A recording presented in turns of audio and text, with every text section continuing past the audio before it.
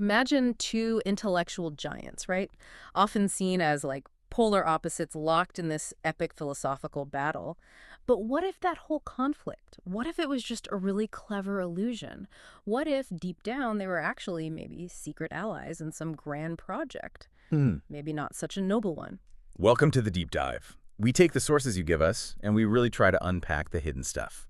Today, we're diving into a really thought-provoking article by the Senegalese academic Maurice Goning. It's called Modernity and Postmodernity, Imperial Projects in Disguise. Our mission today is to explore Glining's pretty bold argument. He says the opposition we see between modernity and postmodernity, it's just superficial.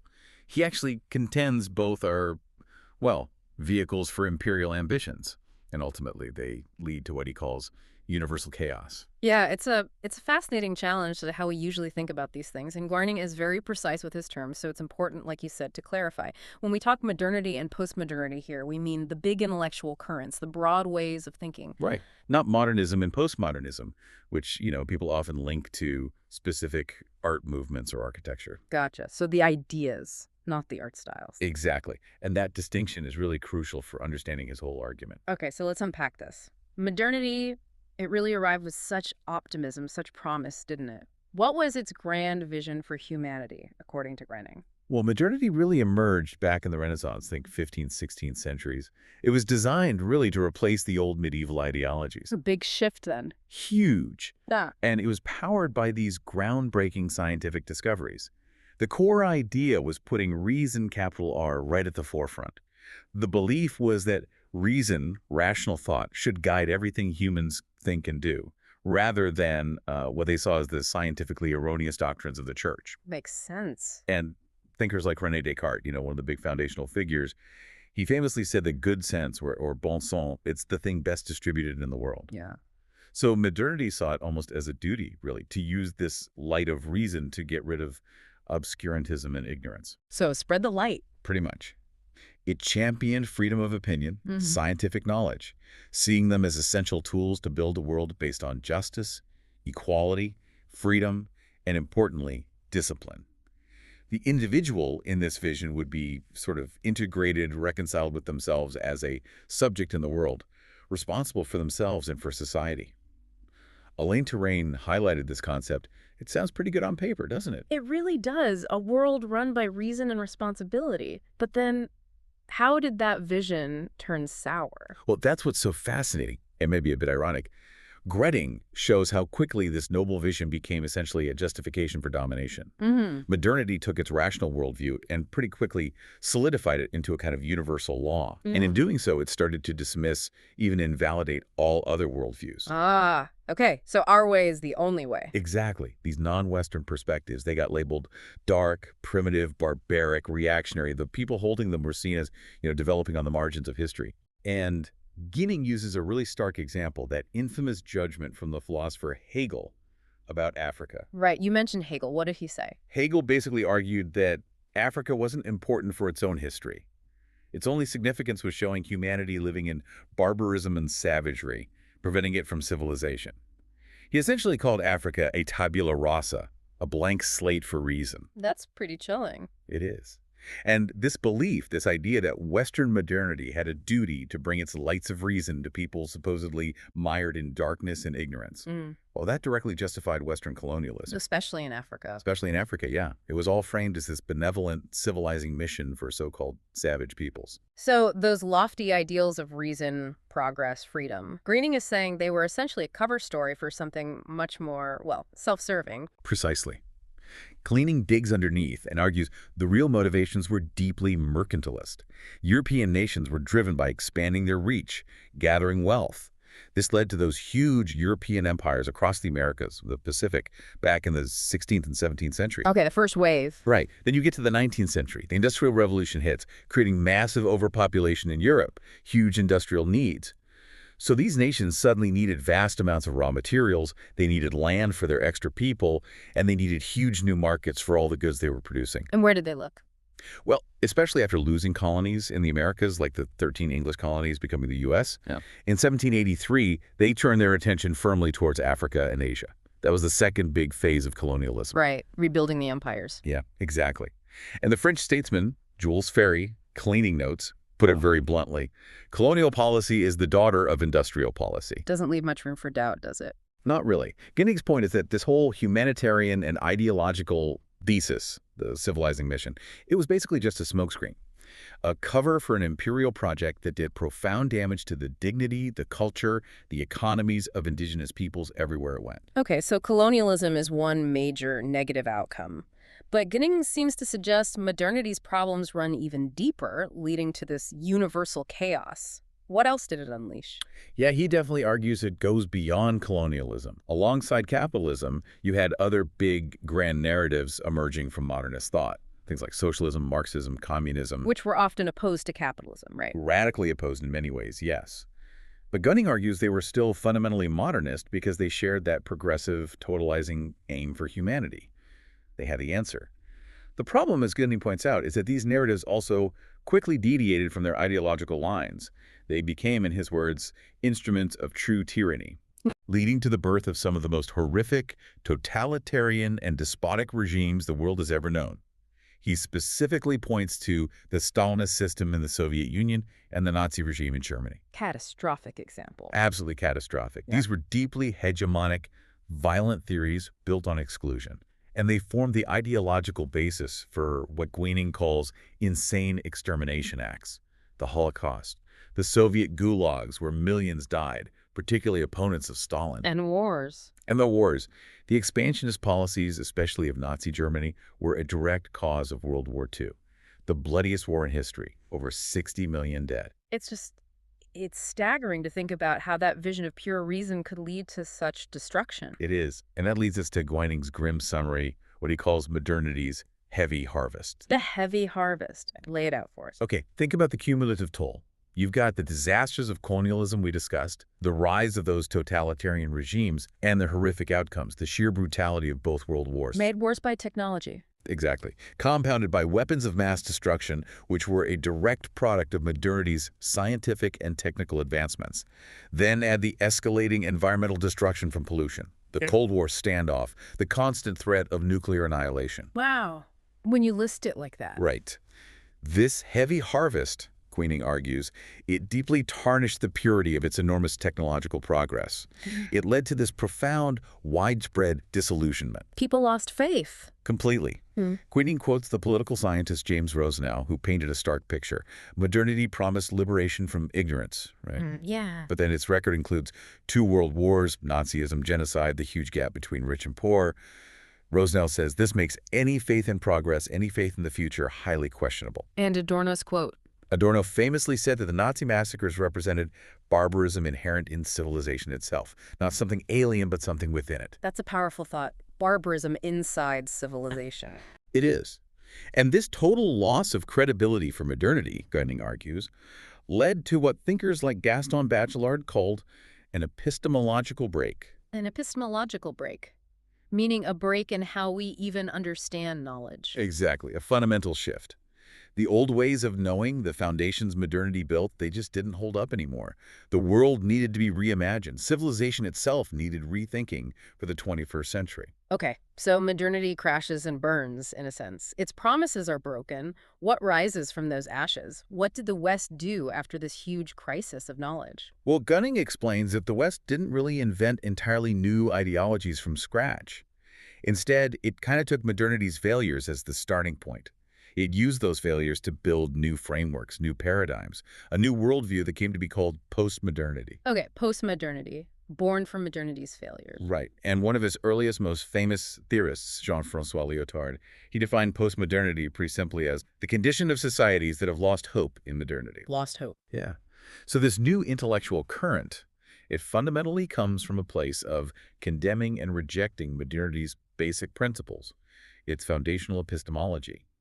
It presents itself as a critique, a powerful one, aimed squarely at modernity's Eurocentric, totalizing way of thinking. So postmodernity positions itself as the antidote, the critique of modernity's flaws. But Greenings is challenging that, isn't he? He's asking if it's just the same project with a new face. That's exactly the core of Greening's challenge, he asks. Is postmodernity truly liberating, or is it operating within that same imperial logic, just, disguised differently. How does he make that case? Well, he notes that postmodern thinkers didn't just sit back and watch modernity crumble. They actively dissected its dominant discourse to expose what they saw as its true nature and purpose. And a key finding, which academic Turnbull confirms, was their assertion that rationality has no stable foundations. No stable foundations, meaning? Meaning rationality itself is just another story, another narrative among many. So they argued the Enlightenment wasn't this grand objective project for advancing knowledge for everyone. What was it then, in their view? It was primarily a tool of power. Ah. They argued modernity's whole rationalist ideology was, at its root, a kind of Christian narrative. And it had no real basis beyond an unspoken desire for control. Control again. Yes. For these thinkers, the authoritarianism wasn't just a side effect of modernity, it was baked into its very core principle. Rationality itself. They contend that the whole subject-object relationship, the idea of an autonomous rational subject looking at the external world as an object it needs to act upon. Yeah. That very relationship is what created the dominated the master-slave dynamics we see throughout history. So the way modernity viewed the world led to domination. Precisely. And Gwenning points back to Descartes, one of modernity's founders. Descartes explicitly called for the rational subject to become master and owner of nature. That desire for domination was right there from the start. Wow, master and owner of nature. Okay, so if modernity claimed reason could grasp objective, universal truth, how did postmodern and post-structuralist thinkers take that apart? How did they deconstruct it? Well, fundamentally, they rejected that core assumption, the idea that reason could arrive at some empirical, objective, universal truth. They said no. They argued the world isn't simple or unified. It's inherently diverse, fragmented, constantly changing. So the very idea of a single objective reality that a rational mind can just grasp, they saw that as flawed. And the individual subject, the rational thinker. They drew on ideas from thinkers like Nietzsche and Freud to argue that the subject isn't truly autonomous either. We're governed by psychological forces, by structures of language and society that are way beyond our conscious control. So if we're not fully in control and reality isn't easily graspable, then the argument goes the subject simply cannot access the truth of things. You can't form objective, neutral knowledge. All knowledge, therefore, is relative. It's tied to perspective, to power, to language. which basically undermines any grand totalizing theory of everything. Exactly. It effectively washes out any totalizing conception of the world, as Gwenning puts it. This sounds like where post-structuralism comes in, right? People like Derrida and Foucault, often called French theory. How did they specifically attack modernist ideas? Yes, exactly. Thinkers like Jacques Derrida and Michel Foucault were central to this. They launched a really powerful attack on all those claims about the rational subject, that it's independent, transparent, logical, objective, universal. They essentially uprooted modernist discourse, took away its foundations, emptied it of its core substance, and ultimately argued it was invalid. How? What were their methods? They showed how modernist epistemology, its theory of knowledge, basically took subjective assumptions, Western assumptions usually, and dressed them up as universal rules. They revealed it as an instrument of power. Derrida and Foucault's work fits squarely into this deconstructive project. Let's take Derrida first. What was his angle? Derrida famously argued that, essentially, no truths exist outside language. Language is the main tool we have to conceive reality, express it, try to influence it. Nietzsche even said conscious thought is impossible without language. Okay, language is key. But here's Derrida's point. If language can't perfectly represent reality because maybe the thing in itself can't be fully grasped and words never perfectly match the things they describe, then what is language? A tool. A tool, yes, but one that serves specific interests, one that's governed by underlying structures that go beyond any single person using it. So Derrida analyzed Western philosophy, Western metaphysics, to expose what he called its logocentrism. Logocentrism, meaning? Meaning its deep reliance on the centrality of Western rational thought, the logos. This specific kind of logical reason defines itself by setting up certain criteria, and then it defines everything else by how different it is. Creating an us and them. In a sense, yes. The West presented its particular brand of rationality as the absolute truth. It shifted, crucially, from an empirical observation, this is how we reason, what is, to a normative standard. This is how everyone should reason, what should be. And why make that shift? Postmodern thinkers, Gwenning included, argue this shift was driven by the West's desire to establish a certain order in the world, an order based on its own logic. after, as Baudrillard put it, emptying it of all stable existential coherence and sort of refounding it on Descartes' thinking subject, the cogito. So modernity's project was about ordering the world through separation and hierarchy. Goining emphasizes exactly that. Modernity's mission to order the world, to establish control, meant separating things, distinguishing them, ranking them, always using this empirical analytical method. Baudrillard described Descartes' process vividly. To get to that autonomous subject who measures everything, Descartes had to differentiate, divide, separate, exclude. Starting from radical doubt, he distinguished inorganic from organic matter, then plants from animals, from humans. Then, even within humans, he separated consciousness from the body, the waking rational person from the sleeping or mad person.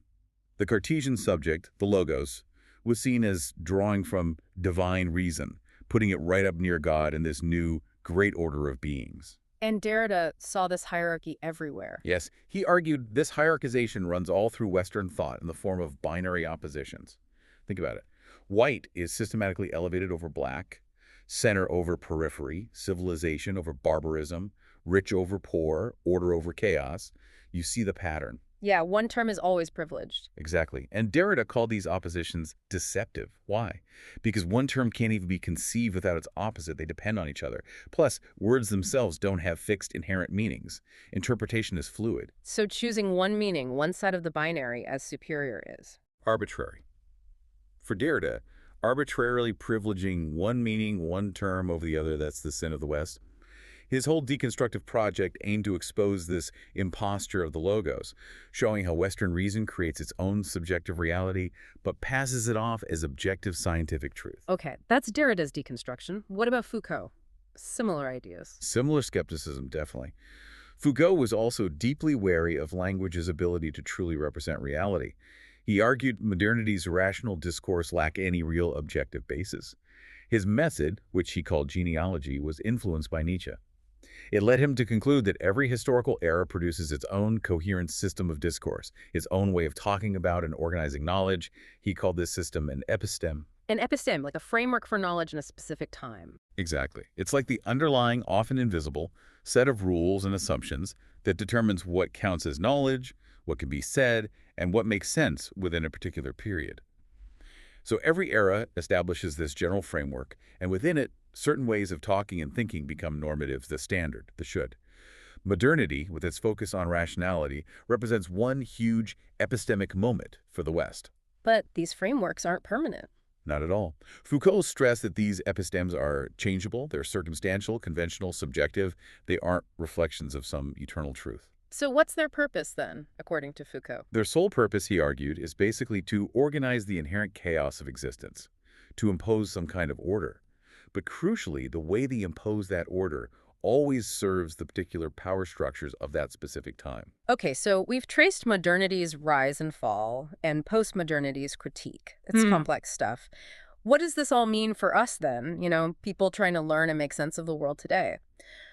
Greining's conclusion seems pretty stark. He's basically saying, whether it's modernity with its very obvious civilizing mission that masked domination, or postmodernity with its critique that seems liberating, both, in the end, might just be imperial projects in disguise. Is that right? That's his core argument, yes. Yeah. He suggests that postmodernity, by insisting all knowledge is relative and subjective, well, while that seems to free us from rigid universal truths, it might inadvertently clear the ground for a new kind of imposed order, perhaps one that's harder to see because it denies being an order at all. Groening warns this could be a singular vision leading to a chaos potentially even worse than what modernity produced. Wow. So even the critique could be part of the problem. Yeah. That's the challenging implication. It really makes us question our understanding of progress and liberation, doesn't it? If even powerful critiques of dominant ideologies can somehow be absorbed, maybe repackaged into new forms of control. Yeah. What does that tell us about our ability to actually break free from these cycles of domination, this universal chaos Kining talks about? That's heavy. It is. And it leaves us, and you listening, with a really critical question, I think.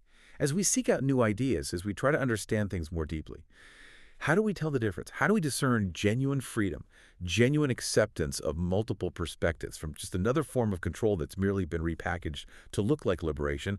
What stands out to you about that possibility?